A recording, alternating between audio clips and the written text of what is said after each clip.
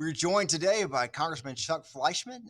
First of all, this week I know has been very busy for you. You've been in and out of meetings all day today. I think the news that I was hearing when I came to work today was around a vote, a procedural vote around a defense spending bill that did not pass. That, according to I was watching CNN, it was a big blow to Speaker McCarthy. Is the way they explained that. You're on the inside of that. Is how big of a deal is that? Explain that from your view on that. Sure.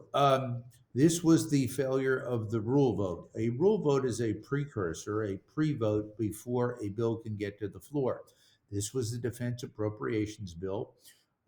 Defense is one of the 12 appropriation bills. I chair Energy and Water. This is the second time, unfortunately, that the rule failed. When I came to Congress, we were told when you're in the majority party, you always vote for the rule. This is a procedural vote. So the fact that some members are not voting for the rule is not a good thing. Now, the ultimate bill, whether you vote for it or not, that is up to the individual member. But the fact that we had five no votes on the rule today from our conference after we expected the rule to pass, and then ultimate passage of the bill tonight for the second time was frustrating, but it is curable. And the way that it will be cured ultimately is the Rules Committee will go back, reformulate a rule that is more palatable to the majority to get all of those votes on that bill. So it is remediable. It is frustrating, but it can be fixed and will be fixed.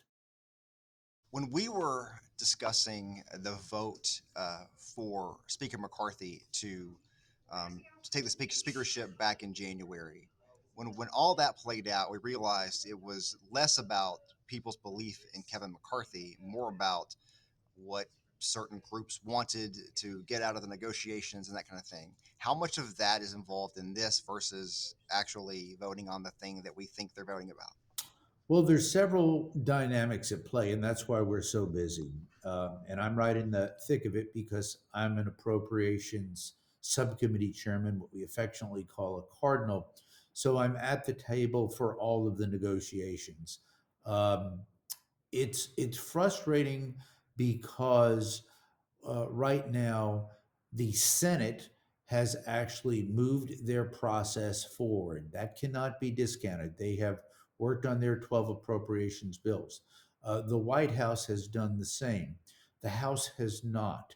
The reason the House has not is because our bills, our 12 appropriation bills, one of which we've passed on the floor, uh, all but two we've passed out of full committee, including mine, the energy and water bill, and there are two that need to still be passed out of full committee, have not moved forward.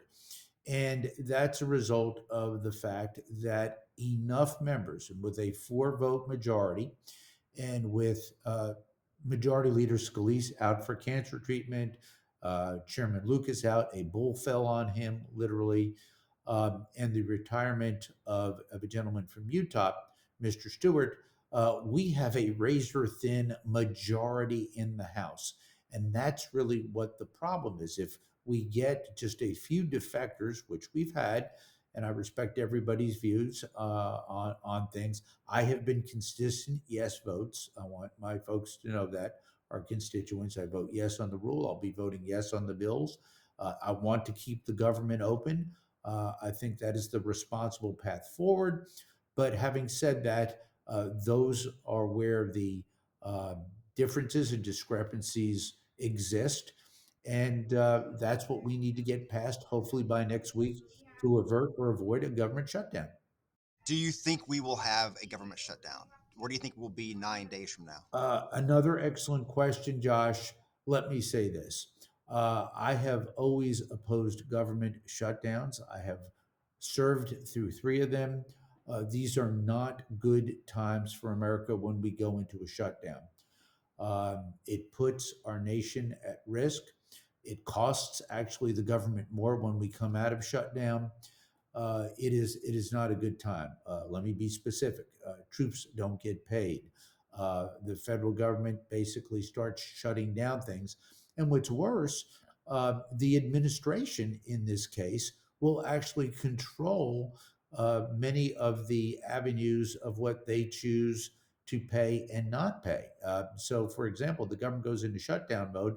The Biden administration will basically decide through cabinet officials where they will cut and not cut. So it won't be a good time. Now, will that happen? I don't know. I am doing everything, and I want my constituents to know that. I am working daily, nightly, in meetings with the speaker today, in meeting with the full appropriations committee today, in my role as a chairman, to try to avoid a government shutdown. Right now, candidly, because of the time and the dynamics, which I alluded to, it is not looking good. So by October the 1st, if we do not have a budget in place or a continuing resolution in place, the government will go into shutdown.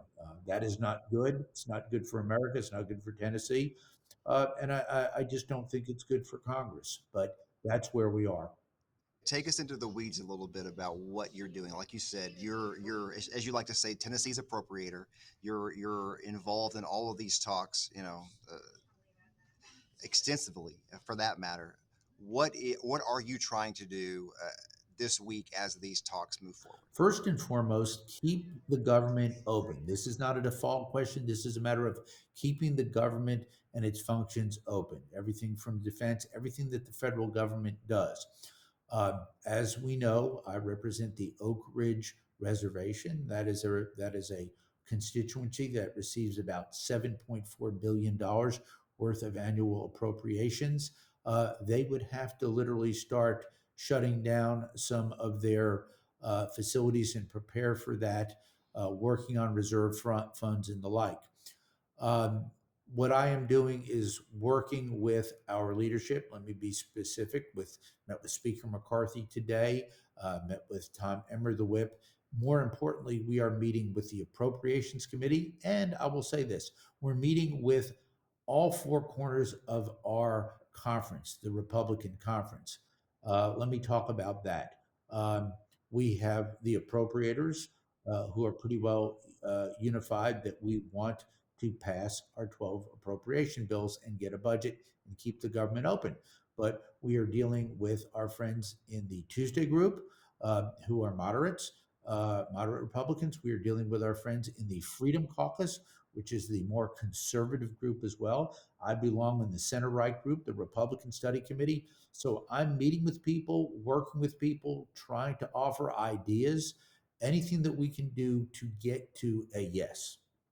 One of the things that has been discussed as well, right? If the holdouts can't get what they want, bringing up the idea of removing Speaker McCarthy from his role as Speaker. Do you think that is likely to happen in all of this? At this point in time, no. That talk has been offered by very few people at this time. The issue is the budget. What can we get passed and how? Now, practically speaking, I've laid out the fact that we need an agreement with three corners: the House, the Senate, and the White House. The reality is, if the United States Senate basically drops a bill on us, in other words, does a cram down, we run the risk as House Republicans of not getting some of the key things that we want in our appropriation bills. For example, in my particular bill, we have gotten rid of a lot of the woke things that have been in previous bills in this administration. We will lose that opportunity if, in fact, we get the cram down from a Senate. Those things are not in the Senate version. They're certainly not in the White House version. So there are some key wins for conservatives, especially social conservatives such as myself, in our 12 appropriation bills. So hopefully we can get that passed. Um, if we don't get that done, there is the potential, and I will say this, for a clean continuing resolution. The other issue that is out there, Josh, of course, is whether or not there will be a supplemental meaning something added to the continuing resolution. Ukrainian aid, disaster aid. There's been disasters all over the United States, so those funds need to be replenished. That will all be part of the process. I want to move on to a couple of different topics real quick. Number one, President Zelensky from Ukraine was in DC today, meeting with a lot of lawmakers. Did you get a chance to meet with him today? Were you part of those groups? I was actually focusing today entirely on appropriations and the budget in meetings from early to late, and will continue to do so because of the urgency of that. Absolutely. I know that he's there to request more funds to aid in the fight against Russia. I know a lot of your Republican colleagues are saying no more money to Ukraine for this. Where do you stand on that? What do you think should happen? I have been steadfast in my support for Ukrainian aid. We cannot let Russia win this war. It is aggressive, it is wrong. Having said that, we certainly need to have accountability for the funds, for the aid that we have. I spent some time in Europe during the August break. I met with the Italians, I met with the French. It looks like the Europeans are pretty well unified in their support for Ukraine. They realize that a rogue Russia, and that's what it is, in terms of attacking Ukraine, causing all of the problems and the ripple effects of those problems, is wrong. Having said that, we need to have fiscal responsibility. We need to know where the money's going and where it will go. But I will say this: Russia has put certain American legislators, including myself, on its own volition, of a list of people that if we were to travel to Russia, we would be, as American legislators, arrested. This is outrageous. Their conduct, Putin's conduct, is wrong. It's intolerable. And the United States, in my view, needs to stand up and say no to that in a very strong and resounding way. Final topic here. I want to talk about the impeachment inquiry investigation. There's a hearing coming out, I think, Thursday of next week. What do you think about that? I know it's a lot of your GOP colleagues who are pushing forward this idea. Where do you stand on that idea? I support the impeachment inquiry against President Biden. And let me explain to our constituents what an impeachment inquiry is and what it is not. The inquiry is a fact finding mission to see whether or not the House feels it can go forward with ultimate impeachment against President Biden for alleged misdeeds.